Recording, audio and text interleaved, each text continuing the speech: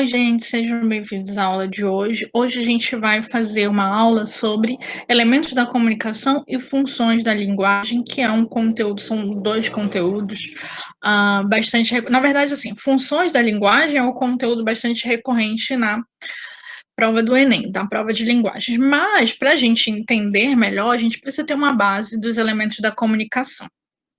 Certo?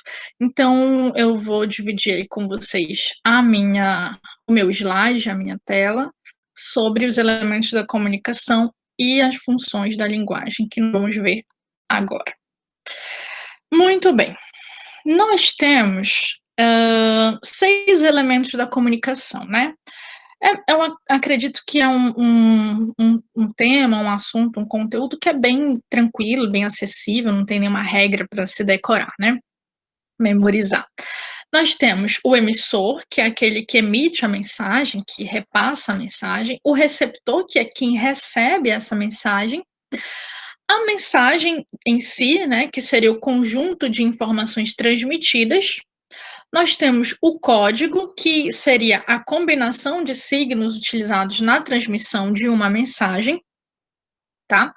E essa comunicação, ela só vai se concretizar se o receptor souber decodificar a mensagem. Então, assim, o que seria o código, Thaisa? Bem, o código é a língua, pode ser a língua, tá? A língua é um código. Então, por exemplo, se eu tenho uma mensagem, se eu estivesse falando aqui em alemão, e se muitos de vocês não sabem alemão, se vocês não sabem alemão, certamente vocês não entenderiam a mensagem, porque o código que eu utilizo, que seria a língua alemã, não é conhecido, vocês não conseguem decodificar esse código, vocês não conseguem entender o código, porque vocês não têm domínio desse código, certo? E aí eu posso dificultar, né, a comunicação, certo? A Libras é um código também, porque é uma língua, no caso, a língua de sinais. Então, ela também é um exemplo de código. Toda língua natural é um código, tá? As línguas artificiais também são um código, tá bom? Inclusive, nós temos como exemplo de código, não sei se alguns de vocês conhecem, mas antigamente tinha a tal da língua do P, né, que colocava o P na frente das sílabas, e isso é um código, também é um código. Se você fizesse escrita correspondente, por exemplo, eu tenho um símbolo correspondente para cada letra do alfabeto, e eu escrevo uma mensagem considerando esses símbolos, né, e só quem sabe a tradução desses símbolos, nem todos sabem a tradução desses símbolos, então somente quem tem esse conhecimento do que significa cada símbolo, né, vai entender a mensagem. O Braille também é um código, apesar de não ser língua, tá? Não ser considerado uma língua, de fato, mas é um código, e também você só vai conseguir se comunicar com uma pessoa em Braille se o teu receptor souber o significado e souber decodificar esse código, tá bem? O canal de comunicação é por onde a mensagem é transmitida. Pode ser pela TV, pelo rádio, pelo jornal, por uma revista, através das cordas vocais, nesse caso seria a oralidade. E nós temos o contexto de comunicação, né, que é onde está o ambiente em que se dá esse processo de comunicação. Também é chamado de referente, tá bom? Então, assim, vamos pensar aqui nessa situação de agora. Eu sou a emissora da mensagem, tá? Porque eu estou repassando a mensagem, estou emitindo a mensagem.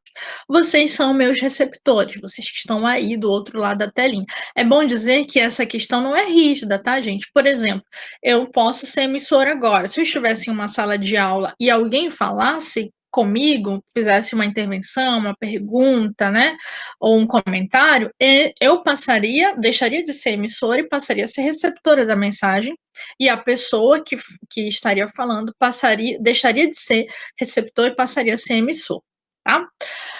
Qual é a mensagem que está sendo repassada neste exato momento?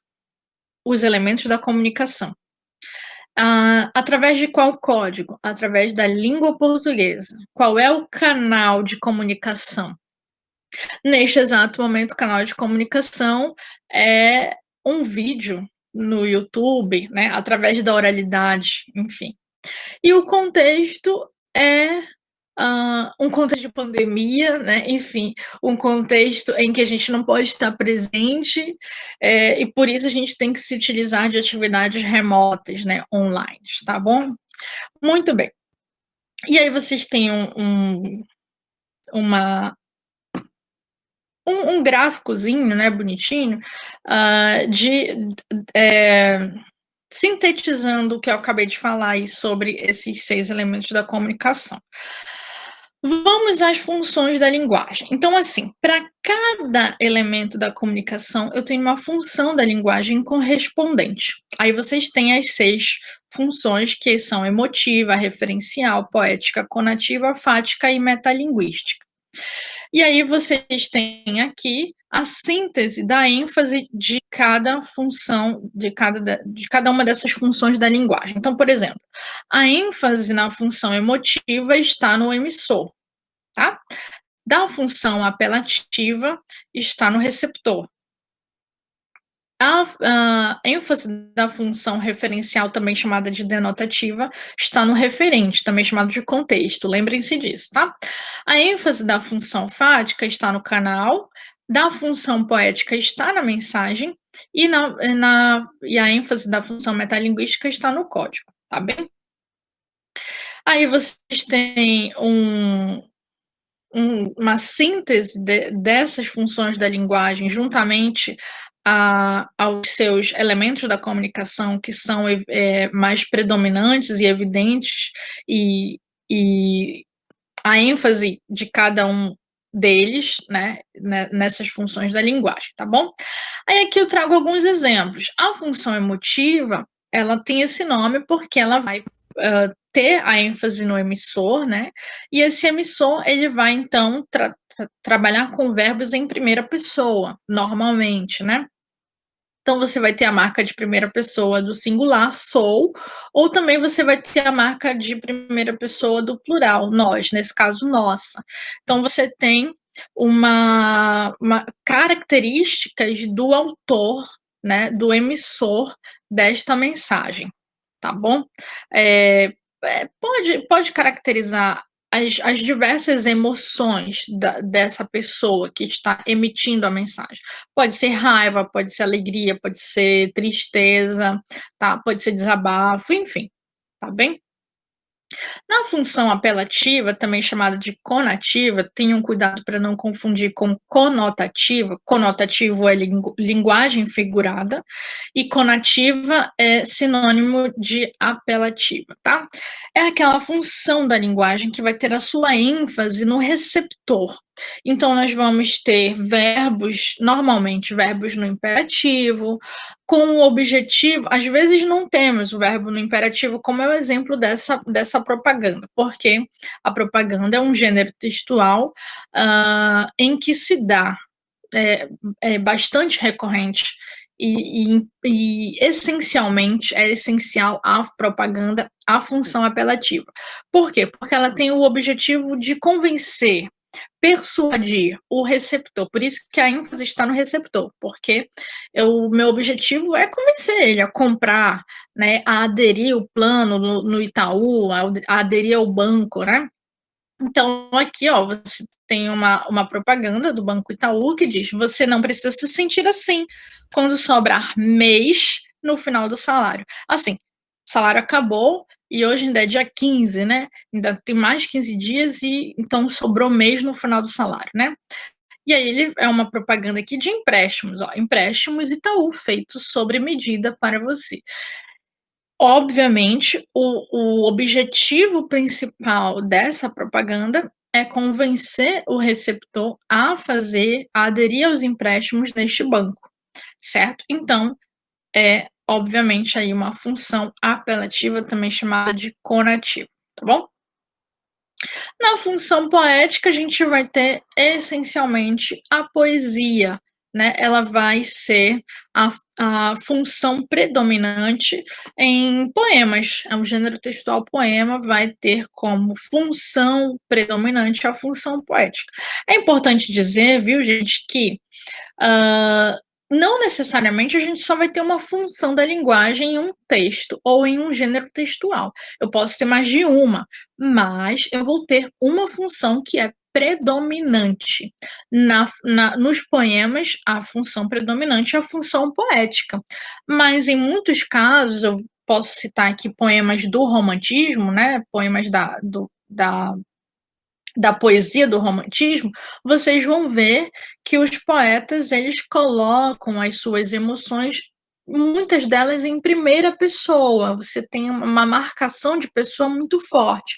Então, eu vou ter a função poética, que é a função predominante, mas eu também vou ter a função emotiva. Então, não significa, o que eu quero esclarecer é que não significa dizer que eu só vou ter uma função da linguagem em cada texto.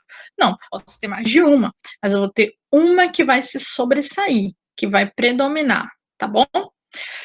A função metalinguística, ela tem a função de explicar o código com o próprio código, certo? Então, eu vou dar um exemplo aqui, aleatório, tá? Não significa que vai ser sempre isso, mas eu vou explicar uma palavra, uma expressão em língua portuguesa. Como é que eu faço a explicação? Através da própria língua portuguesa, com palavras da língua portuguesa. Então, eu pego o código língua portuguesa e o explico com palavras da língua portuguesa. Por isso que é uma função metalinguística, tá? Aí aqui eu tenho um exemplo de um verso aí que tem função poética, né? Porque é uma poesia de Carlos Drummond de Andrade. Não sei bem se é uma poesia, acredito que sim. Mas se no caso de ser uma poesia, a função predominante é a função poética, mas nesse caso eu tenho também a função metalinguística, né? A função metalinguística, ela é predominante nos dicionários, né? Se você pegar um dicionário, você vai pegar lá e vai verificar a explicação do significado daquela palavra. Como é que eu vou explicar o significado dessa palavra? Através de outras palavras desse mesmo código, língua portuguesa, tá bem? E a função referencial é uma função da linguagem, também chamada de denotativa, é uma função da linguagem que o objetivo principal é informar, tão somente informar. Não traz marca de pessoa, não traz marca de pessoalidade, porque o objetivo é ser imparcial, impessoal.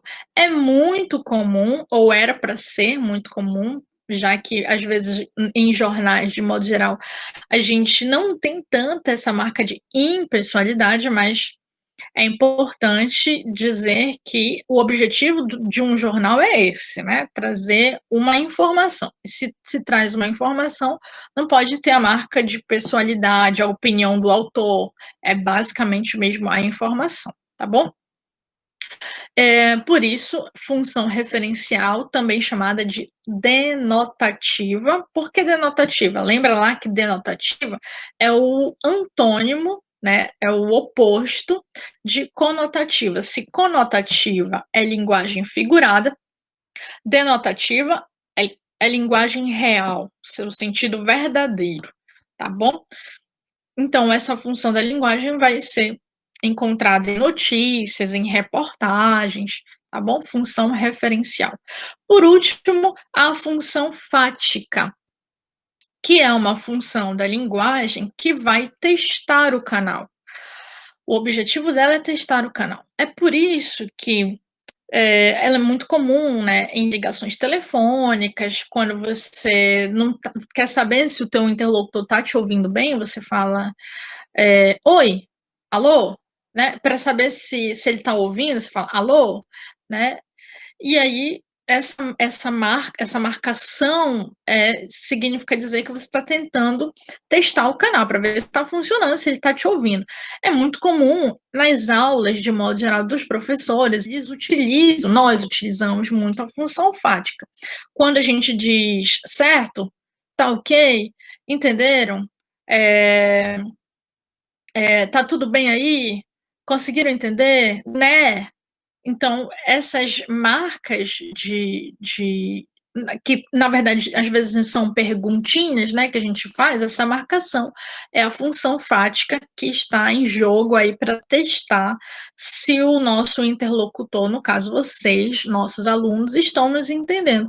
Não só os professores fazem isso, nós fazemos isso, nós seres humanos fazemos isso cotidianamente, quando estamos conversando com alguém e que a gente quer saber se a pessoa está ouvindo o que a gente está falando, a gente fala: "Né".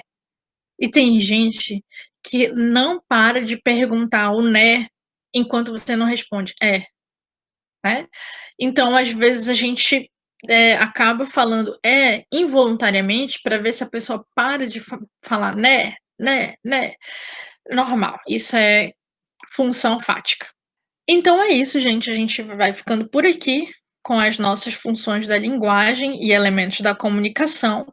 Na próxima aula, a gente vai tratar um pouquinho, vamos resolver algumas questões do Enem sobre as funções da linguagem, tá bom? Espero que eu tenha ajudado vocês a compreender um pouquinho melhor essas funções da linguagem. A gente vai ver a aplicação prática delas em questões do Enem, tá bom? Então, até mais, até a próxima aula, aguardo por vocês.